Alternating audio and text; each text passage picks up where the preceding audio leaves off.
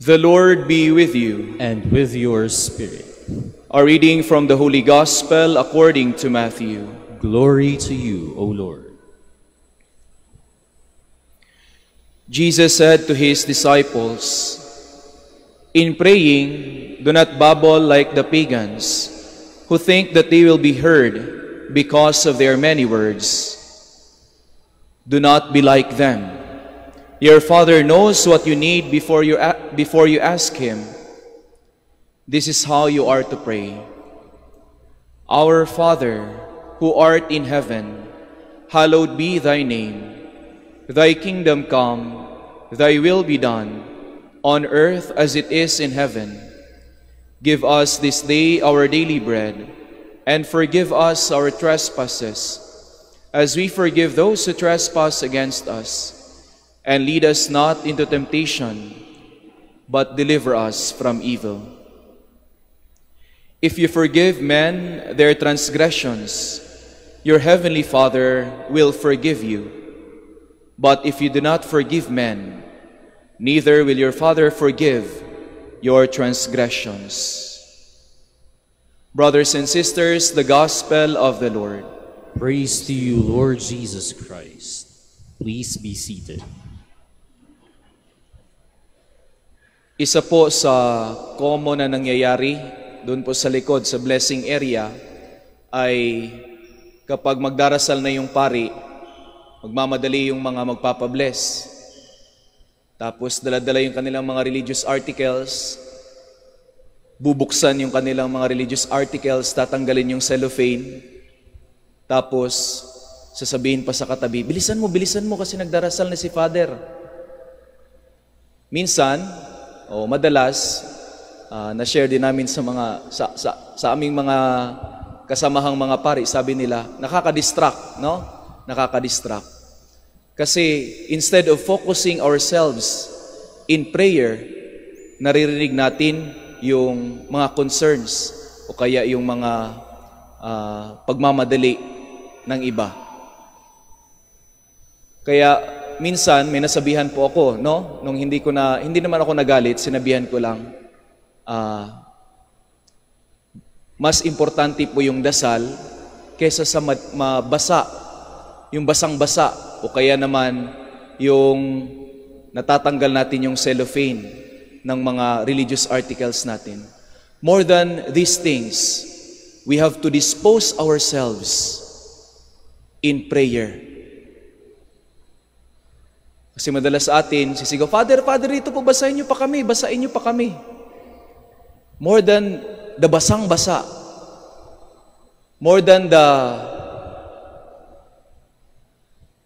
mabuksan natin yung mga religious articles natin, it is our disposition, the dispositions of our heart, that is more important for us to listen and to receive the grace of God. Yan po yung sinasabi ng ating first reading, that the Word of God would not go back unless it falls down into the earth or it falls into our hearts and we receive it openly. And so we are also nourished by the Word of God because we are open to receive it. At alam nyo, bago yung Our Father, bago sabihin ng ating Panginoon that this is how you are to pray, He first premised it with these words. When you pray, go to your inner room, close the door, and pray to your Father in secret. Ulitin ko po, go to your inner room, close the door, and pray to your Father in secret. That's the first steps when we pray. And it is not just literal na kailangan pumasok sa kwarto mo at mag-isa ka doon. The inner room that Jesus refers to could be our hearts, the disposition of our hearts. Kaya nung mga bata tayo, at madalas nawawala ito sa ating pagtanda, sinasabi sa atin na kung tayo ay magdarasal, we have to close our eyes so as not to be distracted from what we see. We have to close our eyes so that we'll focus on our hearts and focus on listening to God. The necessary disposition is the disposition of our hearts in prayer. The classical definition of prayer is raising our minds and hearts to God. But according to one spiritual writer, si Thomas Green, isang Jesuit, sabi niya, what is more primordial, ang dapat manguna is opening our minds and hearts to God.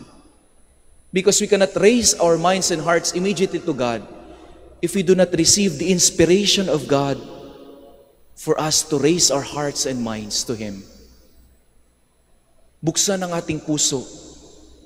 We should have a listening, well-disposed hearts in prayer. And in fact, kung titingnan natin yung Our Father, the first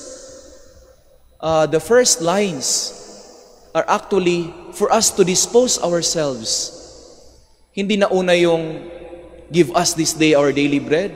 Hindi na una yung forgive us our sins or forgive us our trespasses. The first line is Our Father who art in heaven. Binibigay sa atin ng Diyos yung kasiguraduhan na siya ang ating Ama na nasa langit.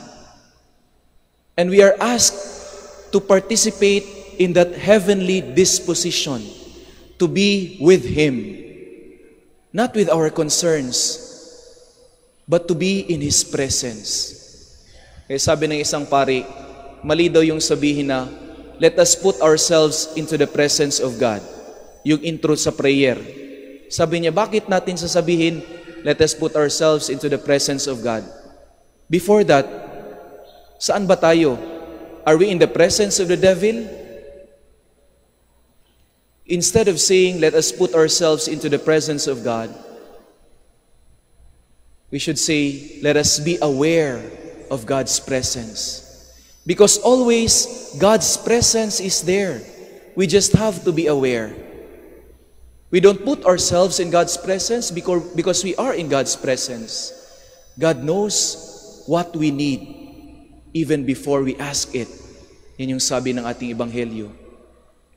So be aware of God's presence. Be disposed to be aware in God's presence. And ask God, Lord, let our dispositions be with you. And may your name be hallowed. May your will be done. Ikaw ang manguna, Lord, hindi ako. Makikinig lamang ako.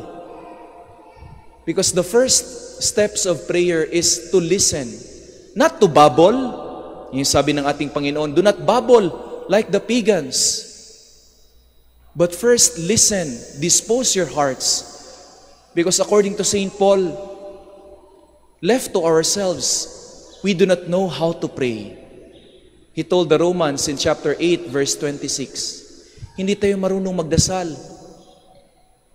That is why we ask the Holy Spirit to inspire our hearts and minds so that we could pray worthily to God.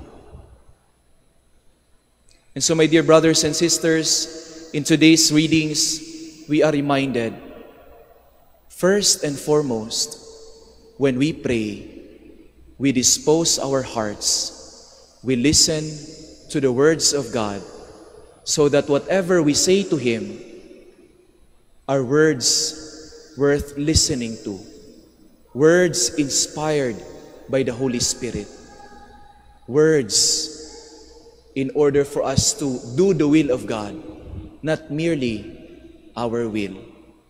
And I hope this is also a reminder for us. Every time we pray, we close our eyes, ask God, Lord, let me pray like you.